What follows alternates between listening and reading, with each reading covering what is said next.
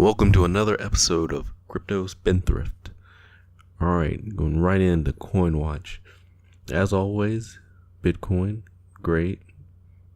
Saw an article that blew my mind. It was saying because of Moore's Law, they expect Bitcoin to be worth 100,000 one day, and that's one thing that gets me is one day. I feel like that would be in a good 50 to 100 years. Certainly holding your Bitcoin for your offspring and not yourself, because there's no way Bitcoin's getting to 100k or even 50k within a good time frame for you to buy now, unless you buy tons in bulk. Like if you bought 10 and then 10 years later 50k, I mean, that's pretty good. But you buy a 0.5 of a Bitcoin and have to wait 10 years for it to be worth 50k. It's not exactly a massive gain compared to what you could be doing with a lot of other things, like investing in the altcoins and doubling or 10 times and getting your return in under a year. But we'll see where Bitcoin goes with this new rival Bitcoin Cash. It's definitely a big debate between those two still. Some people are straight Bitcoin purists. Other people are pretty pro Bitcoin Cash, just because one, and they probably favor the miners, and the miners are reaping the profits all this Bitcoin Cash. I don't know, the price is still kind of volatile, and because of that, sometimes it's really profitable to mine, and sometimes it's terrible. And plus, the network's very centralized compared to Bitcoin. Well, this is still something we'll have to see about, because I feel like if the network becomes more equitable, more divided into not someone controlling majority share, Bitcoin Cash could actually rival Bitcoin pretty heavily. But until that happens, Bitcoin is definitely going to be the main thing, and Bitcoin Cash is going to take the sidelines, because there's no way people are going to adopt Bitcoin Cash without it just being way more not centralized, decentralized, and not have a big of a risk of a coin just being hijacked by miners. Or Ethereum's really coming back. I know the Ethereum owner was really passionate about how Bitcoin Cash was being really disrespected or treated bad and fudded over the last couple weeks. But Ethereum itself it's kind of yo-yoing it back, but I think it's still a pretty strong coin considering all the corporate backing, and a lot of people are using Ethereum-based coins nowadays, and because these Ethereum-based coins exist.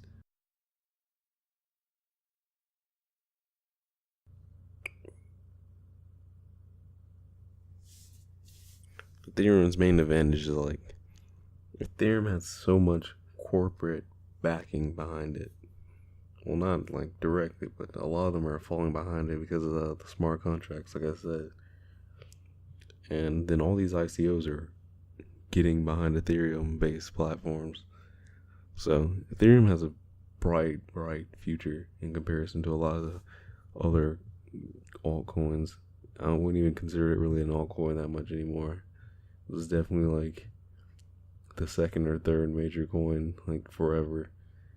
Yeah, because I know some people still consider Litecoin the second forever, but Ethereum's really solidifying its place for a while. And Litecoin's not really doing much. Litecoin's being Litecoin. Neo is kind of going back and forth between $30 to $50-ish. There's probably a lot of day trading going on, but I noticed Neo is also starting to get ICOs where it Neo to whatever new coin, which is, I think that's going to really boost up Neo prices in the future, like in the next 6 months. Probably Neo will do a similar thing as Ethereum did and get up to a triple digit worth, especially if it keeps pumping out like ICOs, because that's basically how Ethereum blew up. And if Neo becomes the Chinese like ICO thing, then you could definitely expect it to be around for a while. This leads to Qtum.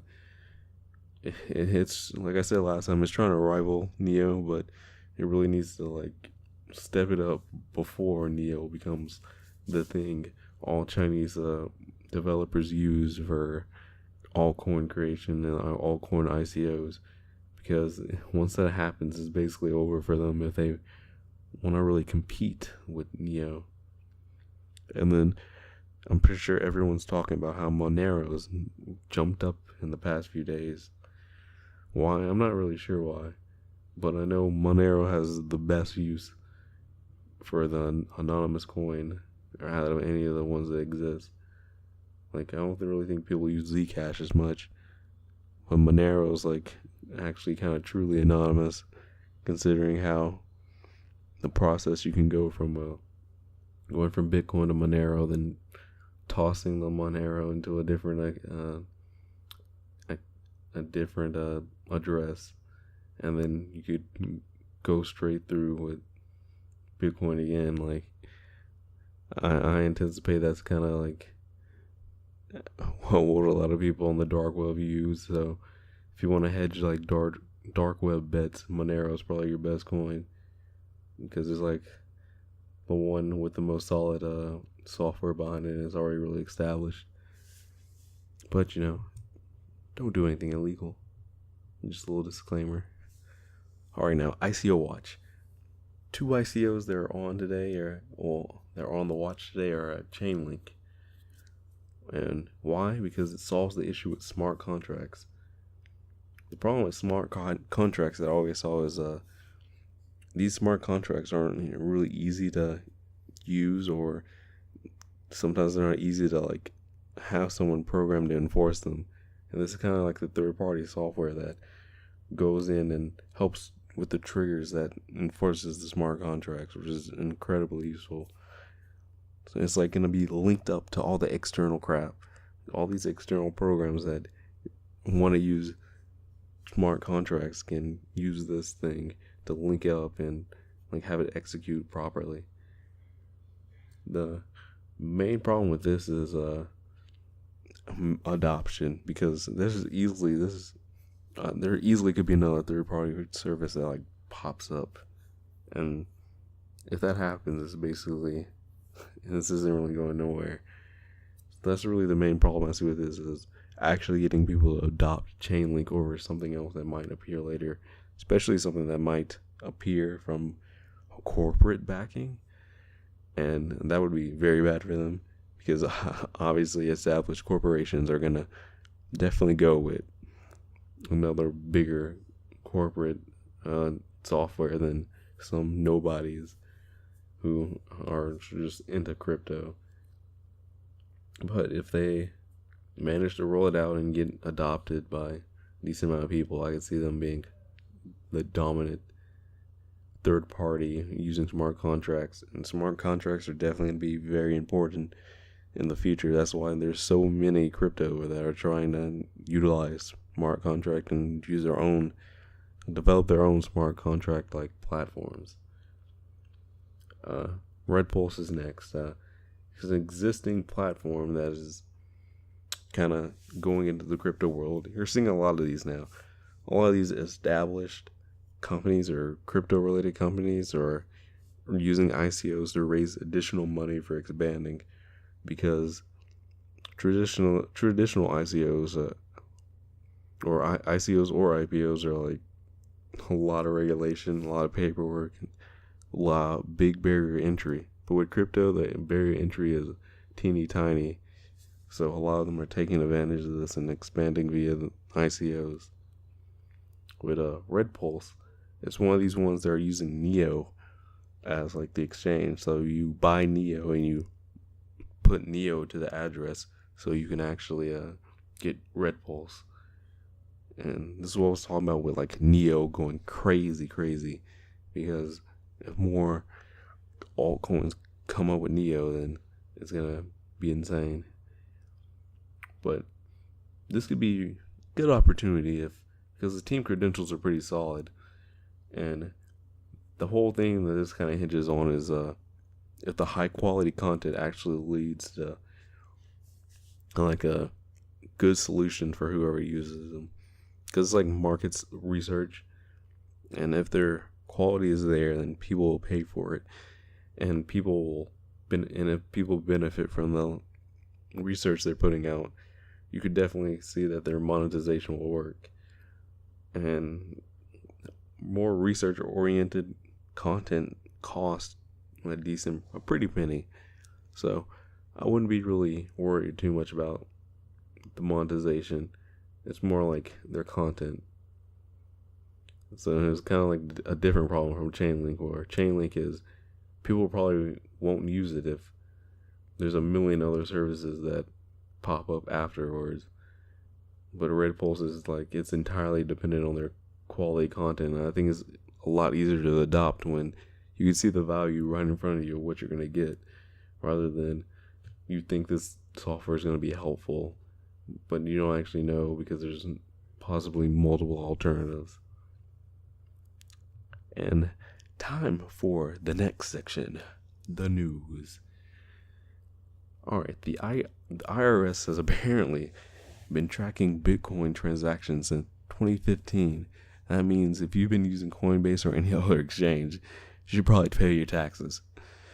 And I'm not really an expert in this, but they were definitely looking out for the people who have tons, like 10K plus withdrawed within a year or whatever. Because I don't know how, if you would get charged with structuring if you drug it out multiple years. But yeah, if you've been withdrawing large sums of crypto out into cash, you should 100% be paying that on tax.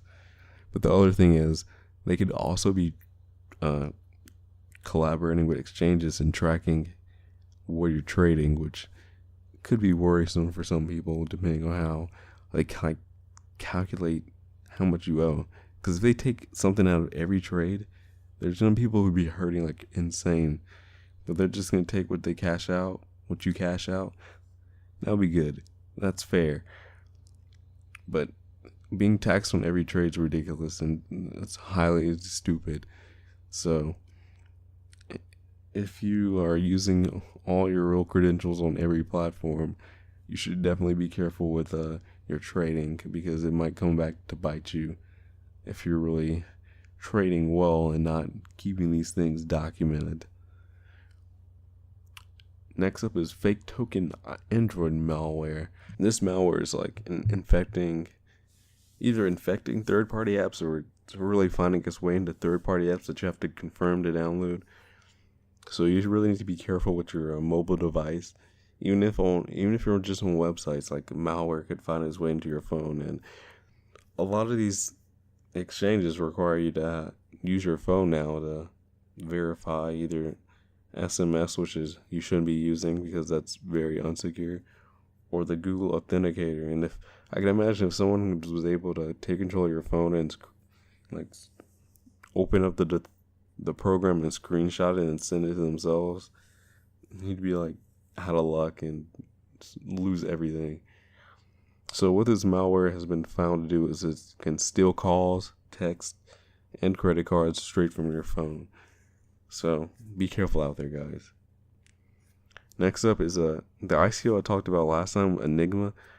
It lost over $500,000 because just like it's either coin founded or something else that happened this past summer. Their website was breached by hackers, and because of this, the hackers changed around the addresses and sent emails to potential investors, and they managed to get around 500,000 worth of Ethereum off of people donate, like sending their Ethereum to the hacker address.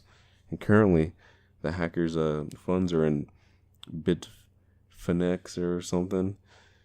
That exchange, I don't really use it ever, but it's in that exchange, and some say they've been dumping the Ether already, and there hasn't really been any movement from their staff. Maybe they don't know yet, but we'll see tomorrow or later today. If they don't step in and do something, it's just really irresponsible. I'm sure someone has notified them that hackers have moved it around, and instant response is way too much to ask, but you should definitely be able to flag high, like they should be flagging high, like very high amounts of Ethereum coming in at once as a suspicious transaction that probably have to be manually confirmed by someone. I feel like all exchanges should do that, because when you randomly get 500,000 Ethereum from one address, doesn't that like send off alarm bells like, this might be a real company, or this might be a hacker or something?